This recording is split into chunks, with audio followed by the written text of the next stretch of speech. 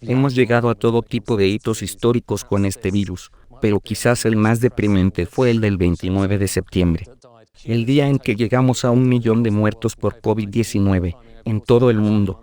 La cifra ha estado subiendo en los últimos meses. Ya han muerto más de 1 millón de personas a causa de esta enfermedad en todo el mundo. Hagamos un desglose para ver en dónde han fallecido esas personas, aunque probablemente ya tengan una idea. Casi un cuarto de esas muertes ocurrieron en Europa. Claro que la enfermedad salió de China, pero ahora la India es el país asiático más afectado, con 98.000 muertos. Más de la mitad de las muertes ocurrieron en el continente americano. A los más de 206.000 muertos en Estados Unidos, le sigue Brasil con más de 143.000. La Organización Mundial de la Salud prevé que habrá más de 2 millones de muertos antes de que haya una vacuna. Y ahora estaríamos en la segunda oleada de la pandemia. Pero vale la pena que comparemos el número de fallecidos en la pandemia de COVID-19 con lo que ocurrió en otras pandemias. En este gráfico tenemos el millón de muertes por COVID-19. La barra sería un poquito más alta con los 2 millones que prevé la Organización Mundial de la Salud. En una temporada gripal normal, mueren más o menos 400.000 personas. Esto varía según el año. La gripe rusa de 1977 mató a alrededor de 700.000 personas. La pandemia de gripe de Hong Kong ocurrió en 1968 y 1969 y mató a entre 1 millón y 4 millones de personas, algo que podría pasar con el COVID-19. En la gripe asiática de 1957 murieron entre 1 y 2 millones de personas, pero en ninguna de esas dos pandemias hubo los confinamientos que tenemos ahora. Y luego tenemos a la madre de todas las pandemias, la gripe española de 1918 que duró 2 años. Nadie sabe con exactitud cuántos muertos hubo. Algunos dicen 17 millones, quizás fueron 50, y otros hablan de 100 millones de muertos, una diferencia colosal con el COVID-19. Pero era otra época y la situación era distinta en lo que respecta a confinamientos. Ahora estamos probablemente en la segunda oleada de la pandemia en el Reino Unido, así que repasemos el número de casos. Este es el número de casos, no de muertes, y como pueden ver ha subido gradualmente. El principal asesor científico del gobierno británico habló sobre la trayectoria de la curva de contagio la semana pasada, y es alarmante. Él dijo que si los casos se duplican cada 7 días, a mediados de octubre tendremos unos 50.000 casos diarios en el Reino Unido. Ha pasado más de una semana, así que tenemos más datos, y podemos ver en dónde estamos ahora. Como pueden ver aquí, hemos observado que hasta ahora, los casos en el Reino Unido se han duplicado cada 10 o 12 días, lo cual es bastante distinto a casos que se duplican cada 7 días. El crecimiento exponencial es uno de esos factores aterradores, pero estas cifras no son tan aterradoras como las del gráfico del asesor científico del gobierno.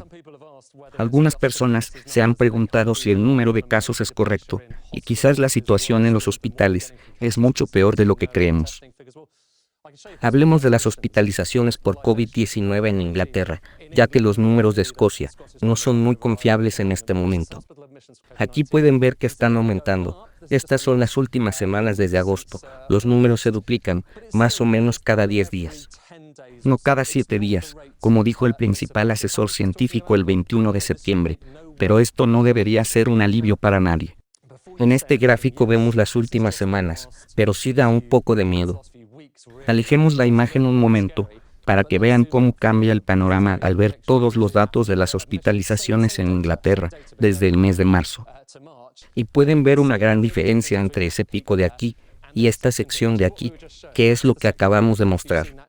El gráfico anterior de hospitalizaciones es esta pequeña parte que ven aquí, lo cual es poco comparado con lo que sucedió en primavera, pero esta es la pregunta clave, para la cual no hay una respuesta definitiva. ¿Estamos ante un aumento gradual, que seguirá aumentando de forma gradual, o estamos ante la primera etapa de cuando ni siquiera teníamos datos antes de marzo? Es decir, aumentarán las hospitalizaciones por COVID-19 a los niveles que vimos en marzo y abril. El problema es que no lo sabemos. Nadie tenía mucha información sobre este virus en febrero, y nadie llevaba un control de los casos en el Reino Unido. O la situación está mejor que antes, o aún no tenemos datos claros. Me temo que no hay una respuesta definitiva, pero la curva no ha subido al ritmo previsto por el principal asesor científico del gobierno, y eso es bueno. Hemos obtenido más información sobre cómo llegó este virus al país. La Agencia Británica de Estadísticas lleva un control de la gente que se ha contagiado. Los que se han ido de vacaciones fuera del país y los que se han quedado en el Reino Unido.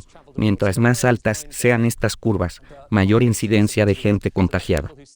Aquí vemos que la curva de la gente que viajó fuera del país es mucho más ascendente que la curva de la gente que no salió del país.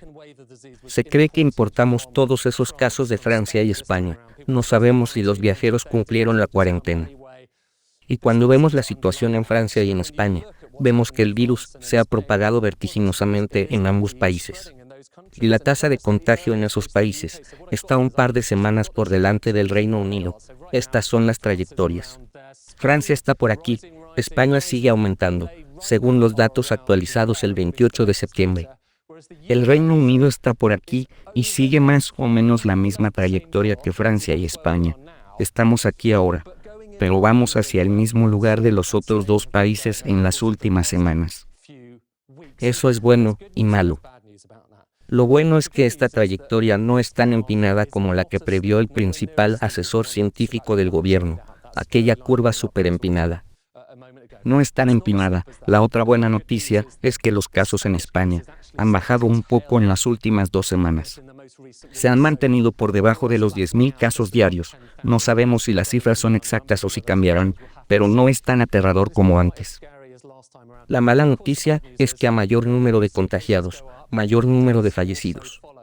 Este virus sigue siendo muy peligroso, y aunque ahora tengamos más tratamientos, han aumentado gradualmente las hospitalizaciones y el número de fallecidos en España y Francia. Así que creo que no deberíamos tomarnos esto a la ligera. Aquí les mostramos el gráfico de mortalidad en Francia y España, y como pueden ver, ha ido aumentando gradualmente, mientras que en el Reino Unido casi no ha aumentado. Pero comparemos el número de muertes por COVID-19 registradas en España en marzo con el número de muertes registradas en el mes de septiembre. Son números sumamente distintos. Entonces volvamos a la pregunta de que si es demasiado pronto para afirmar que no vamos por el mismo camino, o los datos indican que ahora tenemos la situación un poco más controlada que antes. Esta sigue siendo una pregunta abierta. Hasta ahora los datos son discretamente alentadores, pero sigan manteniendo la distancia.